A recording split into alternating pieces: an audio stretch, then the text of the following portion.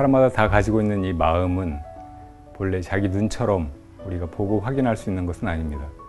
그러나 그 누구도 이 마음을 떠나서 살 수 없고, 심지어는 육신이 죽는다고 해도 마음은 따라서 죽는 것이 아닙니다. 이 마음을 가장 잘 비유할 수 있는 것은 바로 거울입니다. 거울은 그 앞에 좋은 것이 나타나든 나쁜 것이 나타나든 그것이 좋다 나쁘다 옳다 그르다 분별하지 않고 있는 그대로 그저 비추어냅니다. 우리가 부처님 경전을 공부하는 것은 바로 이 마음을 깨달으려고 하는 그런 마음 공부입니다. 부처님 법을 배우면서 이 마음에 비추어 보고 자기 마음을 잘 가다듬고 닦아나가고 그 존재를 또 깨닫고 하는 그런 내면으로 향하는 그런 여행이 되었으면 합니다. 여러분 행복하세요? 정말로 행복하세요?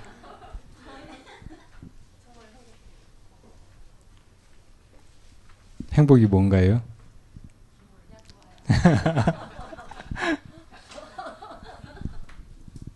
행복이 뭔지를 알아야 되는데 그것도 모르고 행복하다고 생각하면 그거 진짜 행복이 아닌 것 같아요. 뭐 그냥 우리가 알 수 있는 것도 많죠. 직감으로, 직관적으로. 그리고 그것들이 훨씬 더 진실하고 피부에 와닿고 실제의 것이고 그런 경우도 많아요. 근데 사실 우리는 진짜 행복인지 행복이 뭔지 모르고 또 그것이 있는지 없는지도 모르고 그것이 있다고 해도 어떻게 해야 그 행복을 찾을 수가 있는 것인지 모르고 이렇게 살고 있어요. 근데 재미있는 건 우리가 다 행복을 추구하고 있다는 거예요. 그건 부정할 수가 없죠. 다 행복하기를 바라고 불행해지기를 바라는 사람은 없을 거예요. 심지어는 이 세상이 정말 괴롭고 아무 의미 없다고 생각해서 자살하는 사람이라고 해도 그 뒤에 숨어있는 심리를 보면 이렇게 살고 싶지는 않다는 거예요. 난 정말 행복하게 살고 싶은데 행복하지 않다는 거예요. 그러니까 행복을 추구하고 있다는 그 마음은 지금 자살하는 사람까지도 똑같은 거예요. 그러니까 우리가 어떤 것을 행복이다, 불행이다 이렇게 느끼는 것도 사실은 자기 스스로 속고 있는 경우가 많고 그게 정말인지 아닌지 이것을 제대로 분간하려면 자기 지혜의 눈이 열려가야 돼요. 근데 어떻든 우리가 이 세상에서 내가 행복이라고 여기는 그런 것들은 사실은 중생의 용락 그 끝에 느껴지는 잠시의 감각적인 만족감이에요. 아까 말씀드렸듯이 배고프다가 밥 먹을 때 이제 좀 살겠다 이런 느낌일 뿐이라고. 사실은 진짜 행복은 다시 말하면 열반은 우리가 경험해 보지 못해서 그것이 있는지 없는지도 모르고 그게 무엇인지 전혀 감 잡지 못하고 있는 거예요. 그러니까 여기는 사실 큰 믿음이 필요하죠. 그리고 그런 믿음을 내게 해주는 것은 스승의 현존이에요. 진짜 부처님이 여기 계시다면은 그분 모습을 보고 정말 깊이에서 저분은 정말 이루어야 할 곳에 이르셨구나. 진정한 행복이나 자기 완성에 도달하셨구나 이렇게 느끼면서 우리가 그런 행복의 상태 혹은 열반의 상태에 대해서 참다운 믿음을 가지게 된다고. 그래서 도를 구할 때 제일 먼저 해야 될 일은 그런 성취자를 찾으라는 거예요. 스승을 찾으라는 것이라고. 스승을 보고서 저분은 확실하게 거기 이르신 것 같구나. 그렇게 이제 믿음이 와야 자기도 이제 가볼 마음이 또 스승을 닮으려고 하는 마음이 스승이 하라는 대로 할 마음이 난다고요.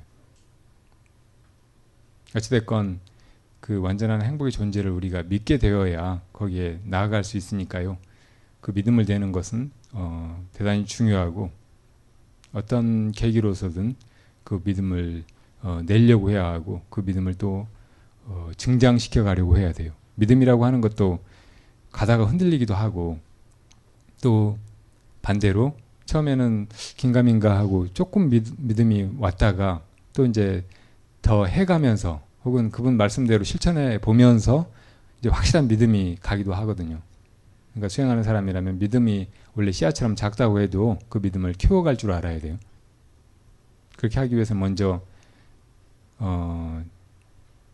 자기가 해봐야 돼요. 모든 믿음은 딱 처음부터 정해져 있는 게 아니고 자기가 해 가면서 이게 옳은지 그런지 이제 확신이 들기 시작한다고. 그 확신이래야 이제 증장된 믿음, 그리고 처음 그냥 약간 맹목적으로 가졌던 그런 믿음보다 확고한, 그리고 우리를 목적지에 잘 데려갈 수 있는 그런 원동력이 된다고요. 질문들이 있어서 우선 질문에 조금 대답을 해볼게요.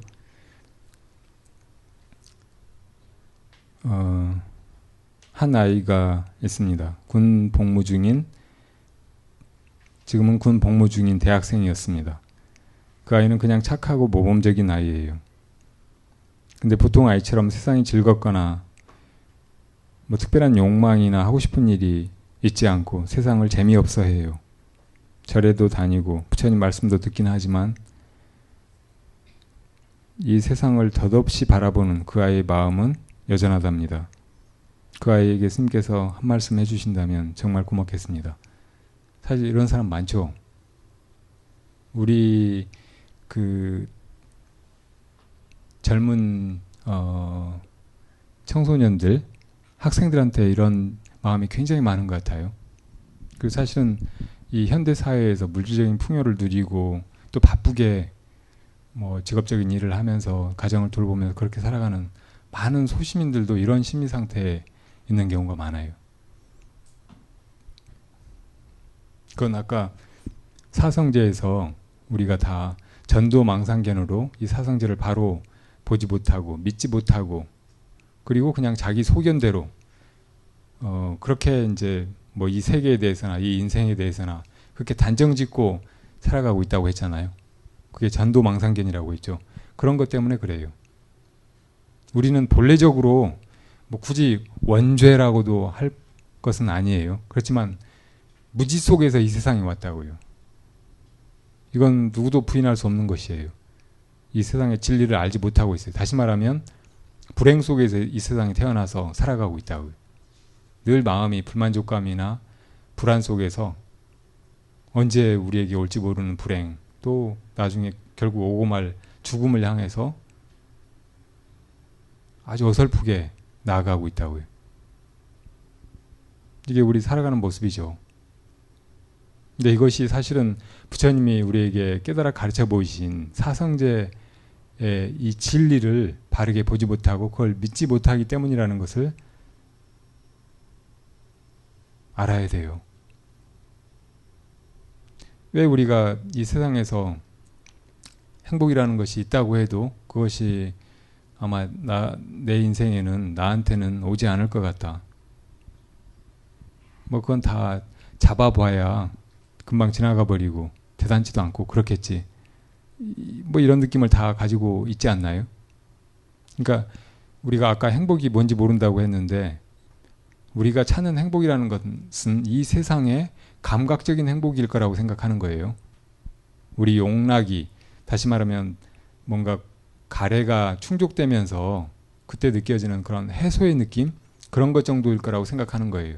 그리고 그런 것들은 다 경험적으로 봐도 지나가 버리기 때문에 아마 설령 어떤 큰 행복을 보다 긴 행복을 얻는다고 해도 그것이 영원한 것은 아닐 것이라는 것을 직감적으로 알고 있는 거예요. 그러니까 이제 더 이상 이 세상에 행복은 없다고 생각하는 거예요.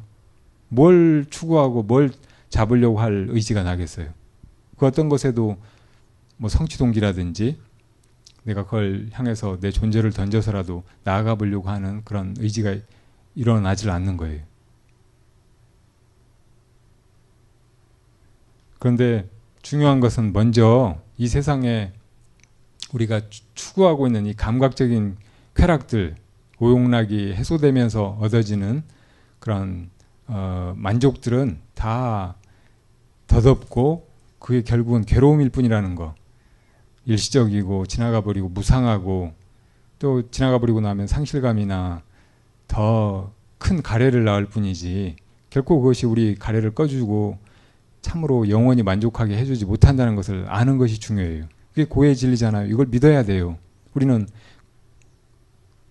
그걸 그렇게 여기고 있는 것 같아도 그걸 철저하게 인식하지 못하고 있어요. 그러니까 계속 이제 그런 것 정도에나 매달리고 또 그런 것이 아무리 얻어도 보잘것없으리라는 것, 곧 지나가 버릴 것이라는 것을 이미 알고 있으니까 이제 뭐 해야 될지 모르는 거예요. 다시 말하면 무력감이나 우울증에 빠진다고. 한국 자살률이 세계에서 제일 높잖아요. 근데 그 자살 원인 중에 가장 높은 것은 우울증이죠. 근데 요즘에 아이들이 다 우울해요. 어른들도 그렇고.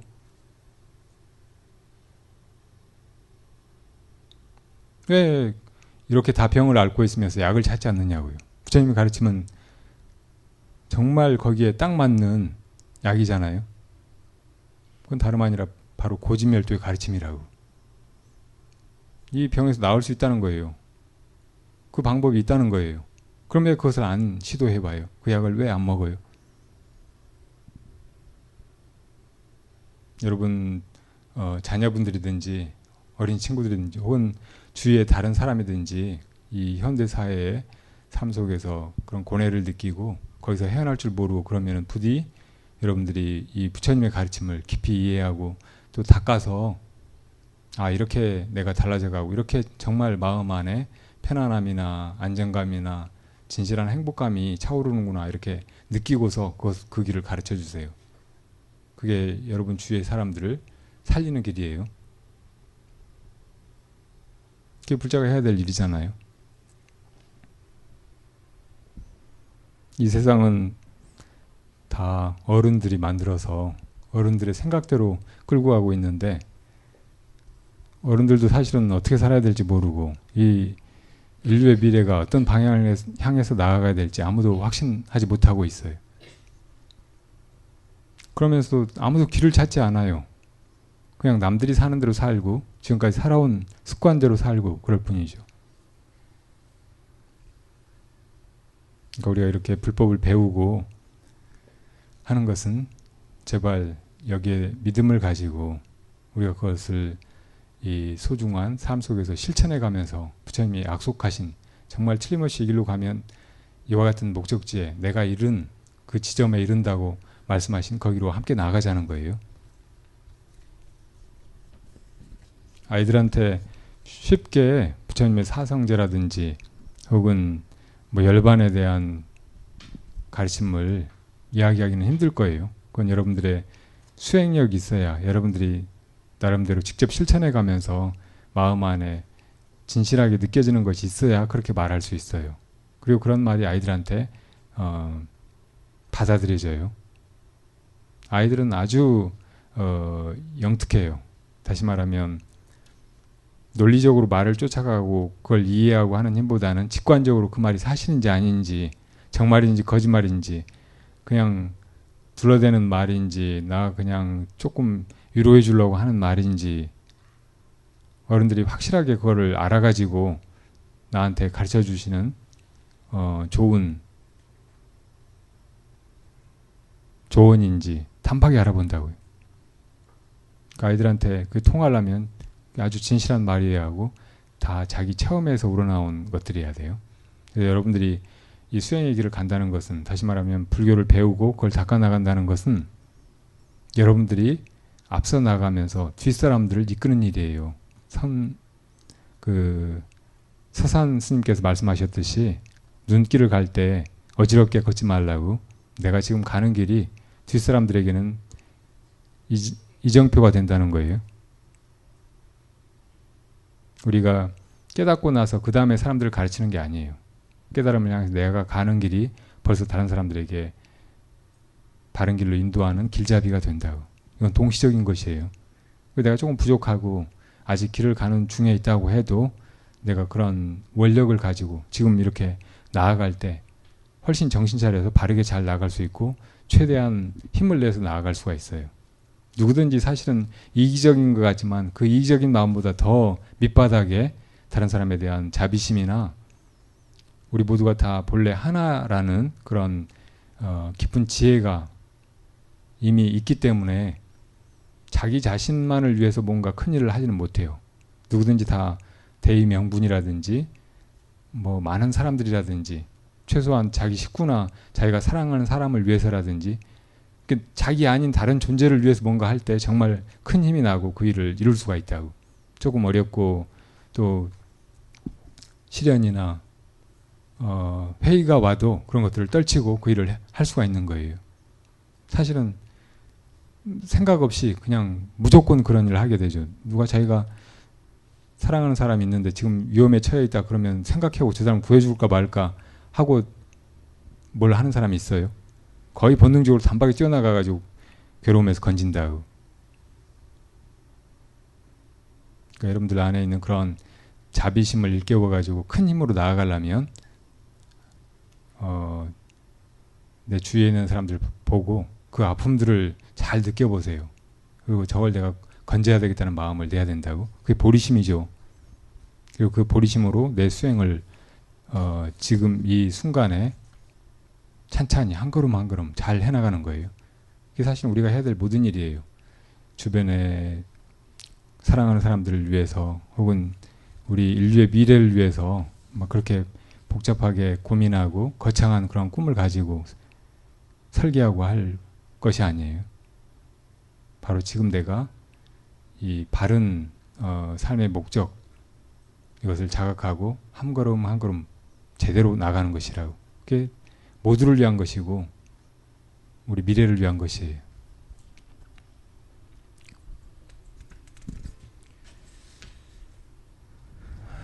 우리는 모든 행위를 느낌을 느끼기 위해 살고 있는 것 같습니다. 행복이든 만족이든 그것을 느끼는 것이 우리 삶의 목적 중에 목적이라는 것을 상기한다면 갑자기 일상이 허무하게 느껴지고 아무것도 하고 싶지 않아지고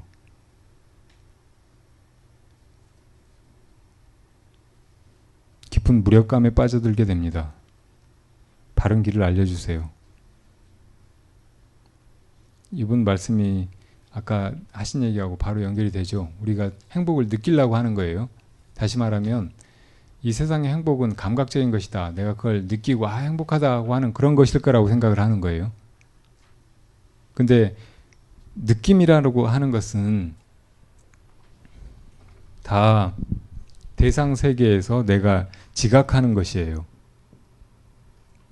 이따가 이 12연계에서 잘 배우겠지만 이 수는 이 내 내면과 바깥의 대상 세계가 부딪히면서 바깥 대상의 것들이 나에게 받아들여지는 거예요. 이렇게 받아들여지는 것은 좋은 것과 나쁜 것, 좋지도 나쁘지 않은 것, 이 세 가지밖에 없다고. 이건 다 무상한 거예요. 내 마음이 작용하는 것이고 제 행이라고. 다시 말하면 우리가 밖에서 받아들이는 행복은 다 지나가 버리는 것이라는 말이에요. 그 어떤 것이라고 해도 감각적인 쾌락은 일시적인 것일 뿐이고 나중에는 그 상실감이나 오히려 허무감을 부추겨요. 그건 결코 만족스럽고 좋은 그런 느낌이 아니잖아요. 그러니까 우리가 밖에서 뭔가 행복을 구해가지고 얻는 것이라면 그것은 다 진짜 행복이 아니라는 말이에요. 저 중국의 암두 스님이라고 하는 분과 설봉 스님이라는 분이 계셨어요. 그런데 암두 스님은 선근이 많으셔서 일찍 깨달으셨어요. 근데 설봉 스님하고 도반이어서 항상 같이 다니는데 항상 어디에도 걸림이 없고 뭐 별로 정진하는 표시도 안 나고 시간이나 뭐 선지 시간 대한 예의나 그런 것도 잘 갖추지 않았어요. 하루는 어떤 객실에서 묵고 있는데 설봉 스님은 늦은 밤인데도 잠을 자지 않고 정진을 하고 있었어요. 근데 암두 스님은 들어 누워가지고 쿨쿨 코를 골며 자고 있는 거예요. 설봉 스님이 내 참고 이렇게 정진을 하다가 화가 났어요. 그래서 설봉 스님을, 암두 스님을 이렇게 깨우면서 왜 이렇게 수행자가 게으름을 떨치고 정진을 해야지 이렇게 잠만 자고 더구나 수행하는 사람을 이렇게 방해만 하고 하느냐고. 그러니까 암두 스님이 벌떡 일어나서 앉더니 내가 스님한테 한 가지만 이야기해 주겠다고. 그 무엇이라고 해도 밖에서 들어오는 것은 보배가 없다고. 근데 그 말을 듣고 이 설봉 스님이 대단히 마음이 밝아졌어요.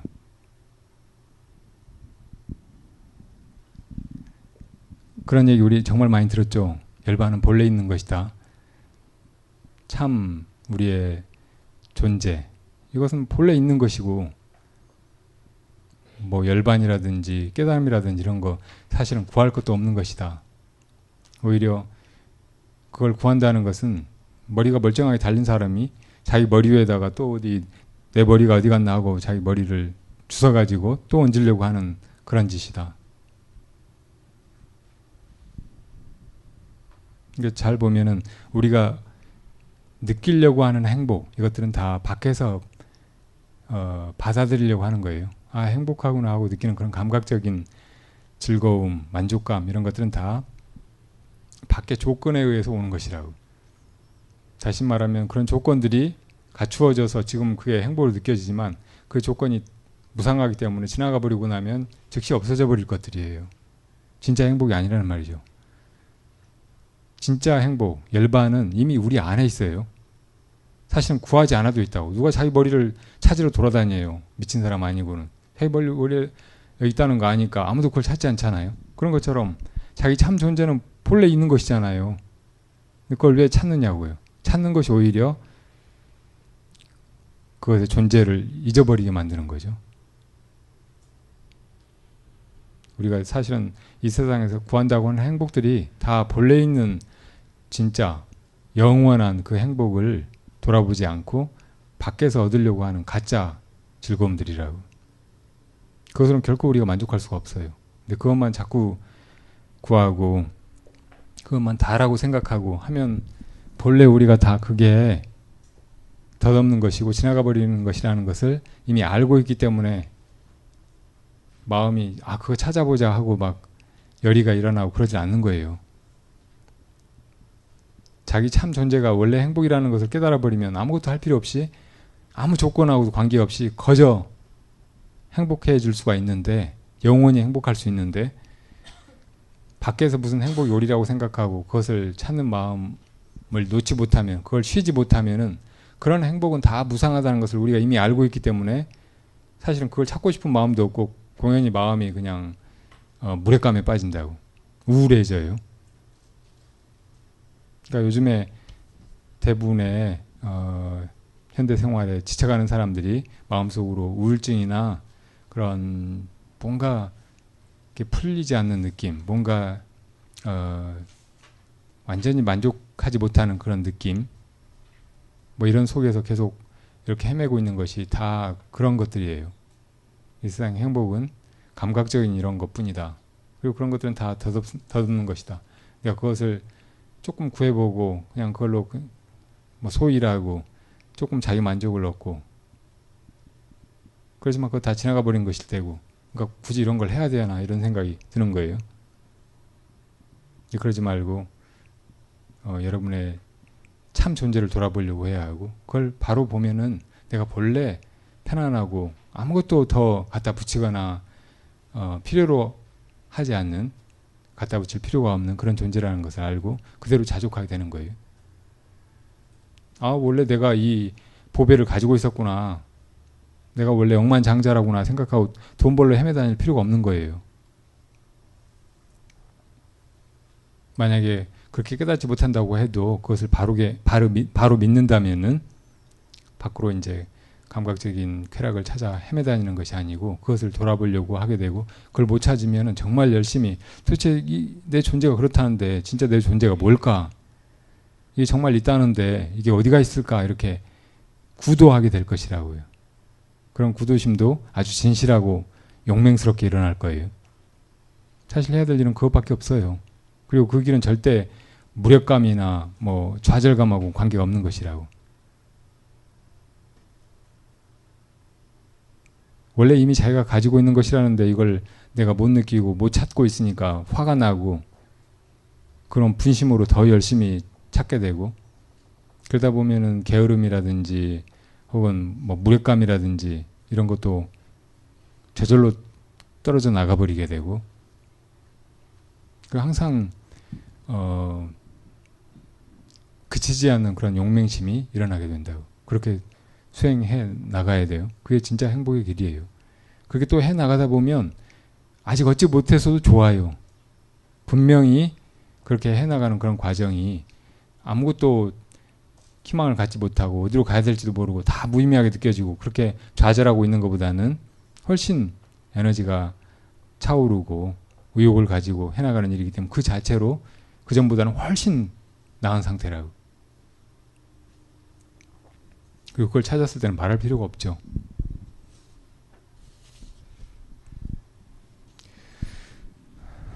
마지막 질문이에요.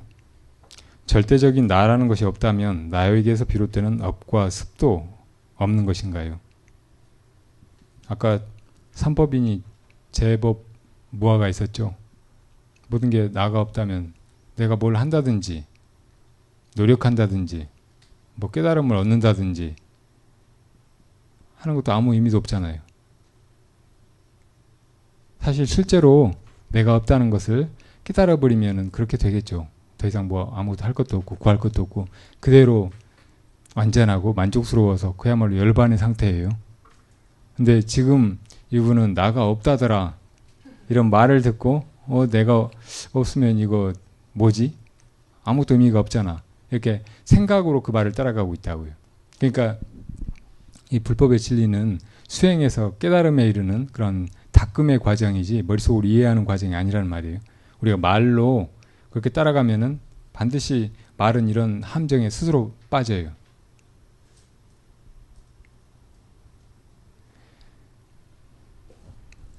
이 사성제, 팔정도, 12연기 이 부처님의 그 교설들이 다 결국은 무아에 이르기 위한 것이에요. 나가 없다는 것을 깨닫기 위한 것이라고. 다 나가 있어서 나가 있다는 그런 착각 때문에 그것이 본래 완전한 행복 열반의 상태에 있는데 따로 이 세상에서 덧없는 행복을 즐거움을 찾고 있고 그러면서 온갖 이런저런 일들을 하느라고 업을 짓고 있고 그 업의 결과를 또 자기가 받으면서 괴로워하고 있다고. 그리고 한번 그렇게 일으켜놓은 업은 계속 업력으로 작용해서 또 그런 짓을 하게 만들어요. 또 착각을 심화시키고 또 부질없는 노력을 해가게 하고 또 덧없는 것을 찾아서 헤매게 만든다고. 계속 그렇게 반복되는 거예요. 이 생사의 길은 덧없는 허상을 찾아서 헤매다니는 이 일은 정말 끝도 없이 이어져 왔고 앞으로도 한없이 이어져 갈 수도 있어요. 우리가 바르게 여기서 정신 차리고 제 길로 들어서지 못하면은 참 자기와 이 존재를 돌아보지 못하면은 이 12연기의 과정은 어떻게 해서 우리 이 착각으로 비롯된 이 삶, 죽음, 또 이 반복, 생사윤회가 계속 이어져 가는가 이걸 보여주는 거예요. 그리고 어떻게 하면은 그 원인을 추적해 들어가서 그 원인을 제거해 버리고 이 덧없는 괴로움일 뿐인 이 생사에서 벗어날 수 있는가예요. 그러니까 이 속에 그대로 사성제도 들어있고 또 아까 삼법인도 들어있고 그러니까 이 연기를 잘 이해하면은 12연기를 잘 이해하면은 이제 비로소 불법을 보았다고 할 수 있어요. 부처님께서도 연기를 보는 자가 열애를 보고 열애를 보는 자는 연기를 본다고 말씀하셨어요. 부처님의 법은 연기법이라고도 말하고 또 모든 것은 연기이기 때문에 공이라고 중관 학자들은 말했어요. 이 반야심경이 중관에 속한다고 했잖아요. 근데 연기 즉 공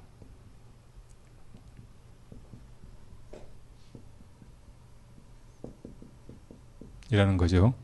모든 것이 인연 따라 생기고 인연 따라 사라지기 때문에 그 실체가 없다는 거예요. 비어서 없는 것이란 말이죠. 이 인연의 흐름만 있다는 거예요. 인연이 있으면은 드러났다가 인연이 사라지면 없어진다는 거죠. 실제로 영원히 있지 않다는 거예요. 인연 따라 생겨나고 사라진다는 것은 앞에 어떤 원인이 있으면 다른 것도 있고 원인이 일어나면 다른 것도 일어나고 원인이 없으면 다른 것도 없고 원인이 사라지면 그 다른 것도 있을 수 없다는 거예요. 연이생 연이멸이라고. 이것이 있으므로 저것이 있고 저것이 있으므로 이것이 일어나면 저것이 일어난다는 거예요. 그러니까 다 공일 뿐인데 그 연기의 흐름만 있을 뿐인데 이것을 우리가 알지 못하기 때문에 이것을 알지 못하는 그 착각, 무명 때문에 이 모든 우리 오온의 작용이 벌어지고 그래서 결국은 우리가 이렇게 산다는 착각 또 언젠가는 늙어 죽는다는 착각이 벌어진다는 거죠. 이것을 부처님은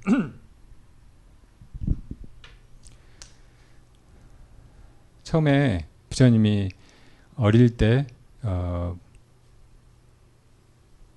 농경지에 나갔다가 쟁기 끝에서 벌레가 한 마리 나왔는데 새가 내려와서 그걸 쪼아먹고 날아가 버리는 걸 보고 왜 살아있는 것들은 다 저렇게 고통스럽게 죽을까? 이렇게 고통뿐인 삶이라면 왜 우리가 어디에서 이 삶으로 온 것일까? 죽어버리는 것이라면 죽은 다음에는 어디로 가는 것일까? 이런 고민 속에 있으셨잖아요. 근데 그런 고민을 가지고 계속 수행하셨는데 보리수화에서 이 12연기를 꿰뚫어 보셨어요. 다시 말하면 이 연기를 순관하고 역관하셨던 거예요. 이 모든 것이 다 인연 따라서 이것이 일어나면 저것이 일어나고 또 그것이 원인이 돼가지고 다른 것이 일어나고 계속 이렇게 일어나는 과정에서 생로병사가 벌어지고 있다는 것을 보신 거고 만약에 그렇게 소급해 들어가 가지고 그 근본적인 원인인 처음에 착각, 이 문명을 타파해 버릴 수 있으면은 차차 이 모든 것들이 다 도미노처럼 무너져서 결국은 생로병사의 괴로움도 사라지게 된다는 것을 깨달으신 것이라고요. 그것을 이제 12연기로 펼쳐서 가르치신 것이죠. 자, 봐요. 우리는 지금 살아있다고 생각하죠. 그리고 반드시 나중에 늙어서 병들어 죽으리라고 생각하죠. 이런 착각 속에 있는 거예요. 그러니까 생로병사 속에서 괴로워하고 있는 거죠. 생사고 속에 있는 거예요. 그러면 왜 생겨났을까요?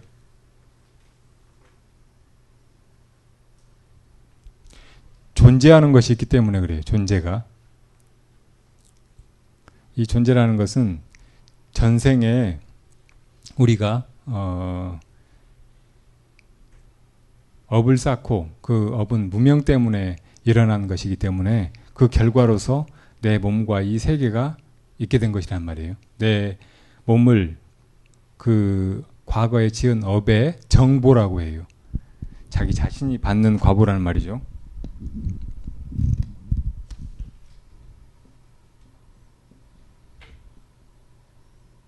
이 세상 모든 것은 자기가 한 행동은 자기가 받게 되잖아요. 자작자수죠.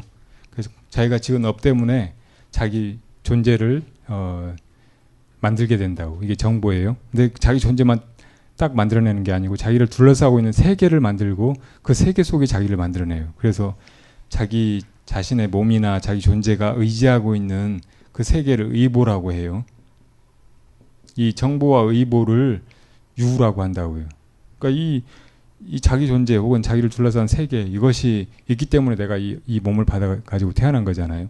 그러면은 이 정보나 의보가 있게 된 것은 무엇 때문이에요? 이것도 사실은 다 꿈이지만 이것들을 자기가 원했기 때문이에요. 아무도 자기가 원하지 않았는데 태어난 사람은 없어요.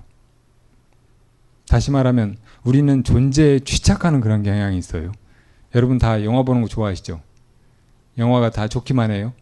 영화 속에 다 아름다운 거, 행복한 거, 좋은 것만 나오나요? 별것들이 다 있잖아요. 그럼에도 불구하고 심심하면 영화를 본다고. 여기 뭐 굴렁쇠가 있다 그러면 아이들 그냥 굴려보고 싶어 하죠. 거의 본능이라고 말할 수 있을 정도로 마음 저 밑바닥에 그냥 있는 것을 심심해하고 뭔가 존재하는 거, 놀이가 있는 거, 즐길만한 거 그런 걸 취하려고 하는 마음이 있다고. 그 마음 때문에 업이 일어나가지고 이 업의 결과를 받게 된 거란 말이에요. 취하는 마음. 근데 뭘 취할까요 우리는? 좋은 걸 취하는 거죠. 자기가 사랑하는 거. 좋다고 생각하는 자기 몸, 자기 마음, 또 자기 뭐 소유물, 자기 주변 뭐 이런 것들을 다 자기가 사랑하는 마음이 있어가지고 그걸 집착하고 취하고 하는 거예요. 그러면 이 뭔가 사랑하게 되는 것은 왜 일어나요? 밖에서 무엇인가를 떠올리기 때문이에요. 그걸 보기 때문에. 자기가 마음속으로 예쁜 자기 모습 이런 거를 생각하면 그 모습이 떠오르잖아요. 그러면 그거를 이제 자기가 정말 그렇게 취하고 싶어 하는 거죠. 아, 내가 이렇게 예쁘다면 어떨까? 그럼 좋겠지 하고 이제 가서 성형수술을 하는 거예요. 그러니까 뭔가를 좋아하는 마음이 일어나는 것은 밖에서 그것을 보기 때문이에요. 그걸 보게 되는 것은 내 안과 밖이 부딪히기 때문이에요. 내 보는 눈 그리고 보이는 대상 이것이 만나기 때문이라고. 그렇게 만나는 것을 촉이라고 해요. 여기 반야신경에 보면 12처 18개가 나오거든요. 안해비설신이와 색성양미촉법 또 안개로부터 의식계까지 이것을 뒤가 설명하겠지만 그것들이 만나서 부딪힘으로써 이제 뭔가 대상 세계를 지각하게 되고 그것이 있다는 것을 알아보게 된다고. 그걸 촉이라고 해요. 그렇게 촉이 일어나는 것은 내 안에 창이 있기 때문에 그래요. 바깥에 뭔가 나타나는 것은 여기 창이 뚫려 있어서잖아요. 그와 마찬가지로 우리한테는 안해비설신이라고 하는 이 6개의 문이 있어요. 그 문이 있기 때문에 밖에 대상이 비쳐 보인다고. 다시 말하면 그 문과 밖의 풍경이 만나는 거예요. 그리고 거기에 이제 좋다는 생각이 일어나고 취하는 마음이 일어나고. 그러면 이 육입은 무엇으로 되어 있어요? 안해비설신이는 정신적인 것과 물질적인 것으로 되어 있다고. 이것을 명색이라고 해요. 정신적인 것이든 물질적인 것이든 알고 보면 식에서 나온 것이라고. 자기 의식에서 자기 의식으로 지어낸 거예요. 정신적인 개념이든 물질적인 존재든. 근데 이 식은 어디에서 일어나는가? 자기 마음이 가만히 있지 않고 공연히 움직여가지고 이 식작용이 벌어지는 것이라고. 이 마음의 움직임은 왜 일어나는가? 가만히 있으면 그대로 아까 팔정도에서 얘기했듯이 그대로 정의이고 거기에 밝은 지혜만 있으면 그것이 깨달음이라는 걸, 그 완전한 열반의 상태라는 걸 알아요. 근데 그게 무명 때문에 거기에서 바른 지혜가 없기 때문에 이 공연이 그 상태가 너무 좋은 열반의 상태라는 걸 모르고 헛되이 밖에서 이제 막 뭘 만들어내고 구하기 시작한다고. 그 결국 가장 근본의 이 우리 생사 괴로움의 원인은 무명인 거예요. 잘못 알고 있는 거예요. 본래 아무것도 없는 공, 이것이 열반이고 이게 완전 무결한 것이 우리의 참 존재라는 것을 모르고서 이제 뭘 구하고 만들어내고 하면서 이 온갖 연이은 괴로움의 과정이 벌어지는 것이라고. 차근차근 다 이것 때문에 따라서 일어나는 거예요. 다시 말하면 연기하게 된 거죠. 근데 부처님은 이렇게 이제 추적해 들어가다가 쭉 들어가 보다가 아, 이놈 때문이라구나 하고 아는 순간, 다시 말하면 그것을 관하게 되신 거죠. 마치 관자재 보살이 오온을 잘 관해서 그것이 일으키던 모든 괴로움을 벗어나시듯이 이걸 관하는 순간 이것이 무너져 버린 거예요. 다시 말하면 이 모든 것들이 다 앞의 원인에 의해서 생겨난 것이기 때문에 이것이 쓰러지는 순간 그 다음에 다음 것이 사라지고 다 없어져 버린다고. 이대로 다 이제 공하다는 것을 보게 되는 거예요. 결국은 아, 내가 태어난 일도 없는 것이로구나. 무생. 또 내가 늙어서 죽는 일도 사실은 없는 것이로구나. 이거 역시 다 공한 것이로구나 하고 깨닫게 되는 거죠. 그러면 이제 생사의 괴로움은 없는 것이에요. 생사의 괴로움을 벗어난 것이에요. 고가 사라진 것이죠. 이것이 바로 열반이에요. 고멸의 진리. 이런 과정으로 부처님이 정각을 성취하셨고 이 생사고에서 벗어나셨고 또 이런 구조로 우리가 이 생사의 괴로움에서 벗어나는 길을 가르쳐 보이셨다고요. 자, 보면은 우리는 내가 여기 살아있다 이렇게 착각하니까 결국 내가 사는 동안도 괴롭지만 늙어서 죽는 큰 괴로움을 당해야 된다 이렇게 불안해하고 있잖아요. 근데 이 모든 괴로움은 어디서 오는가? 다 실제로서 지금 여기 있는 것이 아니고 어떤 원인에 의해 가지고 가상으로 존재하는 것이고 그 근본 원인인 무명이 사라져버리고 나면 다 역시 사라져버리고 실제로는 없는 것이라는 것이 드러나 버린다. 그러니까 결국은 생도 없고 늙어 죽는 일도 없는 거예요.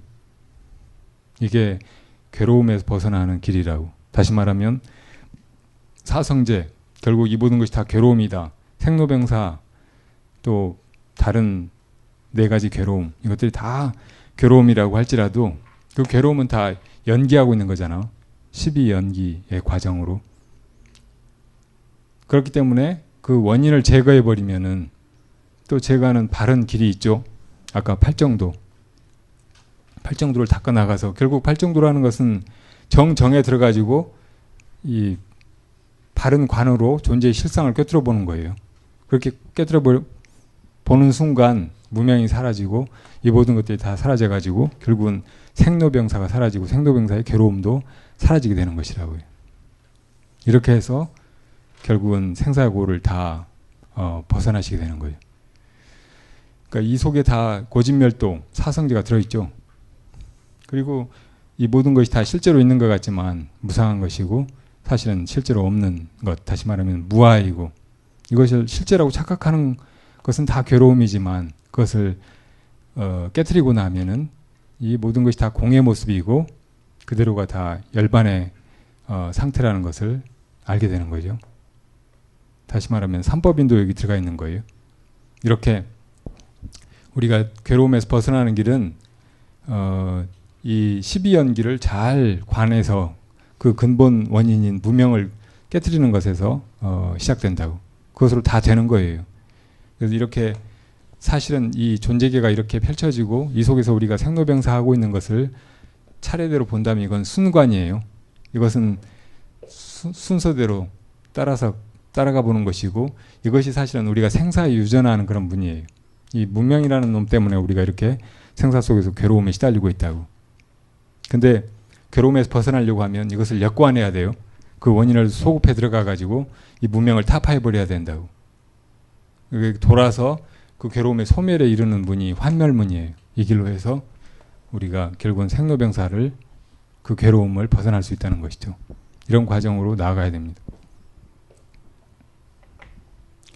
그러니까 우리가 만약에 나라는 것이 없다면 할 일도 없고 이 세상도 아무 의미도 없고 뭐 수행한다느니 깨닫는다느니 하는 것조차도 뭐 무의미하고 그렇게 할 필요가 뭐가 있겠는가 이렇게 생각하는 것, 이것은 공연히 일어난 망상이에요. 아까 닭이 먼저냐 알이 먼저냐 이런 것은 희론이라고 했죠. 공연히 우리가 그런 논쟁을 할 수는 있어요. 근데 아무 의미도 없어요. 그리고 이것은 특히 우리가 생로병사에서 벗어나는 길, 다시 말하면 우리 괴로움을 해소하고 우리가 진실로 행복해지는 일하고는 아무 관계가 없는 거예요.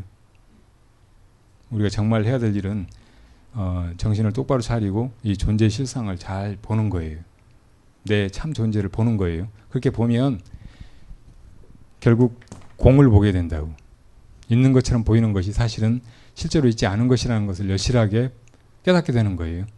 이 나가 지금 내가 잘 못 보니까 흐릿한 정신으로 보니까 있는 것 같다 이렇게 생각하고 사는 거죠. 근데 빛을 잘 비춰보면 사실은 나가 없는 거예요. 그렇게 하는 순간 아무 괴로움도 없어요. 그대로 완전한 행복의 상태라고. 마치 영화관에 커튼을 내리고 빛을 다 차단하니까 여기 영사위가 돌아갈 때 화면에 별일이 막 벌어지는 것 같지만 문 다 열어버리고 밝은 대낮까지 되어버리면 아무것도 없잖아요. 무명 속에서 실제로 있는 것처럼 보이는 것이 이 자아와 그 자아가 겪는 고통이라고. 근데 밝은 지혜로 보면 존재는 아무것도 없어요. 그냥 공일 뿐이에요. 제법이 다 공한 모습 그것뿐이라고. 그것은 영원한 것이에요. 그건 언제나 있는 것이어서 언제 생겨나고 사라지는 것이 아니고 늘어났다 줄었다 하는 것이 아니고 언제나 절대적인 청정함 속에 있는 것이에요. 불생불멸, 부증불감, 불구부정이죠.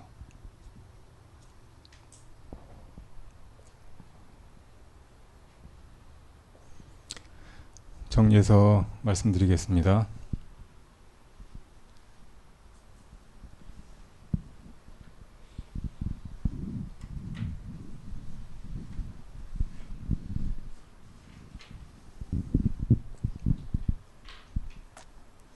부처님의 가르침은 단지 무엇이 옳은 것이다 라고 논증하기 위한 것이 아닙니다.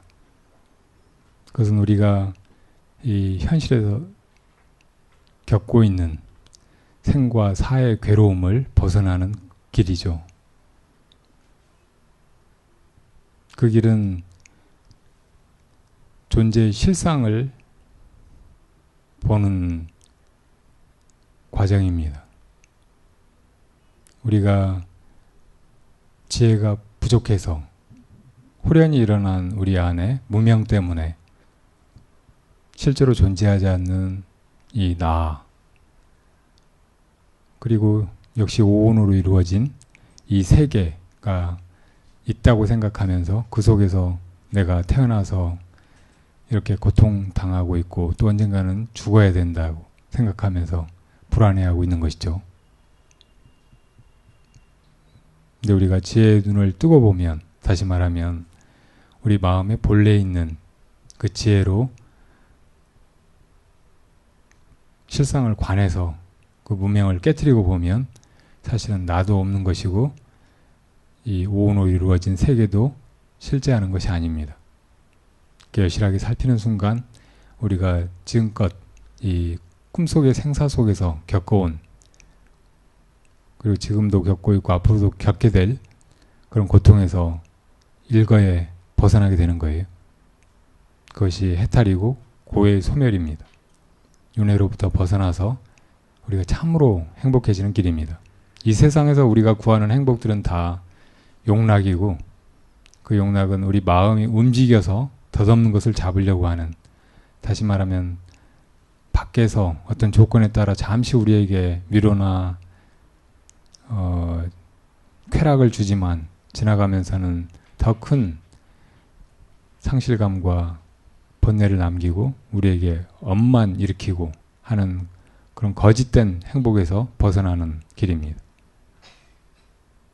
우리 모두가 다 이 부처님의 가르침을 단지 이론이나 지식으로 받아들이는 것이 아니고 실제로 우리가 생로병사 속에 있으면서 여기서 벗어나는 그런 길을 정말 감사하게도 잘 일러주시고 우리를 그 길로 간절한 마음으로 데리고 가시는 자비로운 스승의 말씀이라고 여기고 그것을 실천해 가야 합니다. 그래서 우리 모두 이 생사의 괴로움에서 자유로워지고, 또 우리 주위를 돌아보면 수없이 많은 이웃들이 이 현대 생활의 미망과 질곡 속에서 방황하고 있는데 그분들에게 우리 삶의 의미를 일깨워주고 우리가 정말로 이 소중한 짧은 생 안에 해야 될 일이 무엇인지를 일깨워주고 그 일을 같이 행해서 모두 함께 이 나하고 죽는 괴로움, 그 안에 온갖 크고 작은 괴로움에서 다 벗어나서 본래 존재한다고 부처님께서 실증해 보이신 그 우리 마음자리 열반에 이르러야 할 것입니다. 감사합니다.